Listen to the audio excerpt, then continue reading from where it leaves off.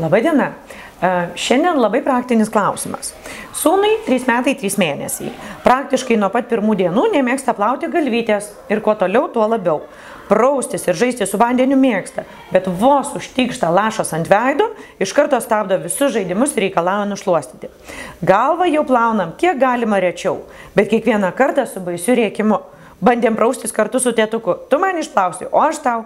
Žadėjom dovanas, patys rodom ir pasakojam, kaip visi mėgsta plauti galvytę. Bandėm organizuoti diskusiją, kas konkrečiai nepatinka ir kaip būtų galima reikalą palengvinti. Bet vienintelis atsakymas – nenoriu, bijau. Ko? Vandens. Daugiau į jokias detalesnės kalbas nesileidžia. Kiekvieną kartą prieš eidamas praustis paklausė, ar šiandien plausim galvytę. Šį vakarą užmigo, po valandos pradėjo klykti. Bijau vandenėlio, nenoriu prausti galvytės. Vaikas nuramintas užmigo, bet mes patys likom labai susirūpinę, kad reikalas jau pasidarė nevaldomas. Gal galėtumėt patarti, ką daryti, nes jau išsėmėm fantaziją ir nieko nebesugalvojame. Su šita problema susiduria turbūt 9 iš 10 tėvų, auginančių vaikus iki 5 metų. Dėl to, kad vaikams tikrai yra nejauku, jeigu jiems ant veido patenka vanduo. Kaip galima su šita problema kovoti ar kaip ją spręsti? Tai visų pirma, vaikui veikia, jeigu mes parodome jam kažką įdomaus. Tai gali būti lipdukai, dabar yra įvairių vonios žaislų, galima sudominti. Ar ne, tiesiog jeigu mes tuos žaislus vaikui paduosime ar tuos lipdukus prilipinsime, nebūtinai jisai jį susidomės. Ta mes ir esame suaugusiai, kad sudomintumėm vaikų, va, pažiūrėk, kas čia, ir pradedame apie tai šnekėti ir taip nejučiomis, pamažiukais, tuo pačiu išplauname ir galvą.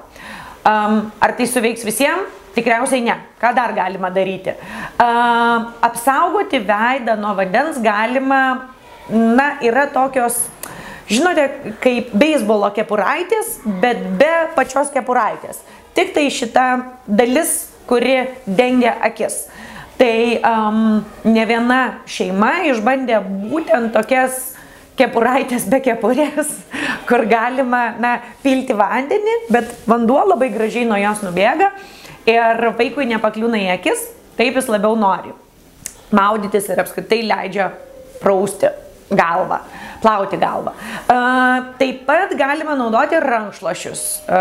Pavyzdžiui, mes savo dukrai visą laiką susitardom, kad jinai atlenkia galvytę ir tik jeigu pakliūva, iš karto gali nusišluostyti. Jeigu tik pakliūva nors lašas, iš karto gali nusišluostyti, ar ne? Tai vaikas tada jaučiasi, kad jisai kontroliuoja padėtį.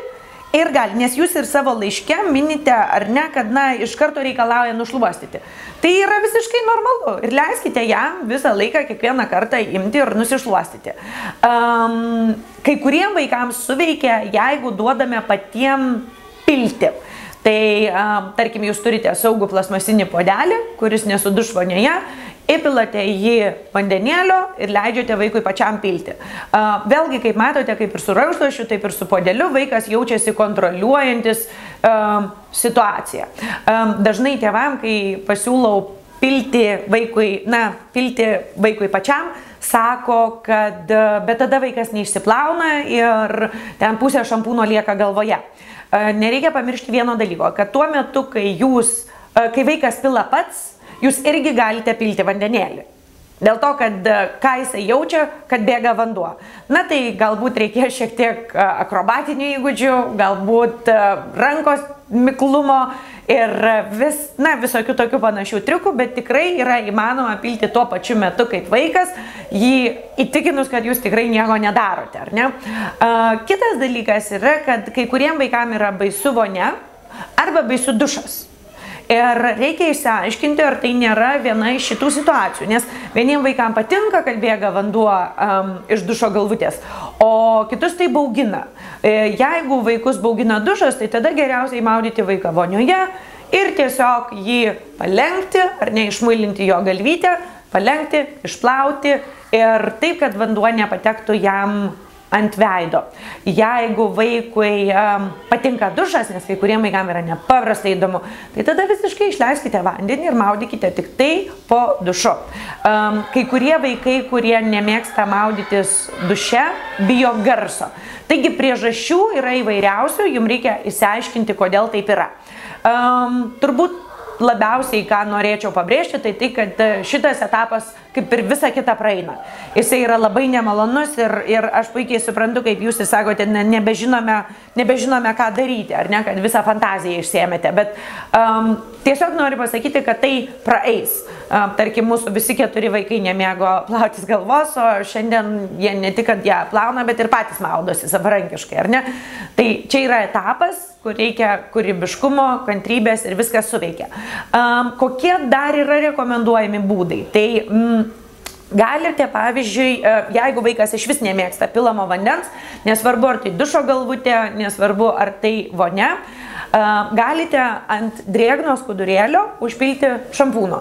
Ir tada su to skudurėliu išmuilinti vaiko galvelę, tada išplauti skudurėlį, vėl plauti galvytę, ar ne, tiesiog su to skudurėliu. Tai užtrunka ganėtinai ilgai, bet vaikams, kurie ypatingai bijo vandens, tai yra ilgai trunkantis, bet kartais suveikiantis būdas, kaip išsiplauti galvą.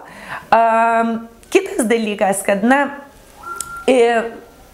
dar metodas gali būti toks, kad jūs pasiūlote vaikui plauti galvą atskirai. Ar ne? Pavyzdžiui, pirmą išplaunate galvą, taip kaip yra kirpyklose. Ne? Kad vaikas prie kriauklės atlenkia galvytę, tada tikimybė, kad jam paklius vanduo į akis, yra mažesnė. Vėlgi, tai reikalauja laiko ir tai užtrunka, bet jūs išplaunate galvą, o tada vaikas, jeigu ypatingai mėgsta vonę, gali pulti į vonę ir maudytis joje smagiai, be baimės, kad jam bus plaunama ir galva. Galite nusipirkti žaisliukų, kurie purškia vandenį. Žinote, tie tokie būdavo, kur suspaudi, tada prisirbi daug vandens. Kai kuriems vaikams patinka, kai iš jų vanduo yra purškiamas jiem ant galvos. Be to jūs kontroliuojate srovę, jūs galite iš karto baigti, jeigu vaikas sako baig. Ir taip vėlgi pamažu, bet išplauti vaikui galvą be panikos priepuolio. Dar vienas būdas yra maudytis kartu. Vaikas ypatingai patiriantis baimę, nes jaučia saugus. Tai su tokiu 2-3 metų mažyliu, jeigu jisai ypatingai bijo vandens ir labai nenori plautis galvos, jūs galite maudytis kartu. Tada jis atlenkia galvelę ir tai bežaidžiant galima ją išsiplauti. Yra vaikų, kuriems suveikia plaukiojimo akiniai. Ar ne, tie, kur nardymo akiniais vadinami, kad galima su jais panerti ir plaukti. Tai kiekvieną kartą plaunant galvą, vaikas užsideda tuos akinius, jūs išplaunate galvą, o kaip jam įdomu, jis atsimerkia, žiūri, kaip čia per akis bėga vanduo ir visa kita. Vėlgi nebūtinai suveiks visiems, bet pabandyti verta. Dar galima turėti veidrodį vonioje, nes vaikams labai patinka šukuosenos. O su šampūnu galvoje galima daryti jas pačias įvairiausias, netgi ilgi plaukai gali visiškai stovėti ežiuku ir tai yra, nepakartojama, vaikams smagu ir žaisminga ir įdomu. Ir tada, tas išsiplovimas yra nemalonus, bet greitai ir jeigu dar rankšluostį duodam, jeigu dar padedam nusišluostyti, tai malonumas daryti šukuosenas yra didesnis už greitą nemalonų galvos išsiplovimą. Ir galiausiai, ką galima daryti, tai ne tik duoti rankšluostį nusišluostyti, bet tiesiog suprasti, kad norint išsiplauti galvą, reikės 2 rankšluosčių.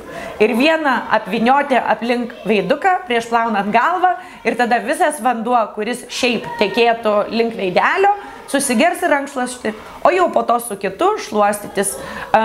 Bet iš tiesų, jeigu jūsų situacija yra tokia, kad jau jum yra sudėtinga ir nebesugalvojate ir išsisėmė fantaziją, aš manau, kad 2 rankšluosčiai yra pati mažiausia bėda, kokia gali būti, nes beveik visi galime tą sau leisti.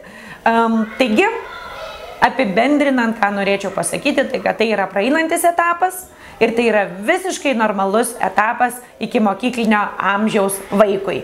Yra normalu, kad jisai nenori ir kad jam yra baugu. Ir galvodami apie vaiką, tiesiog prisiminkite, kad yra nepaprastai daug nepakartojimų dalykų su ikimokyklinuku, o po dar 5 ar 10 metų tai visą šitą istoriją prisiminsite su šypsena.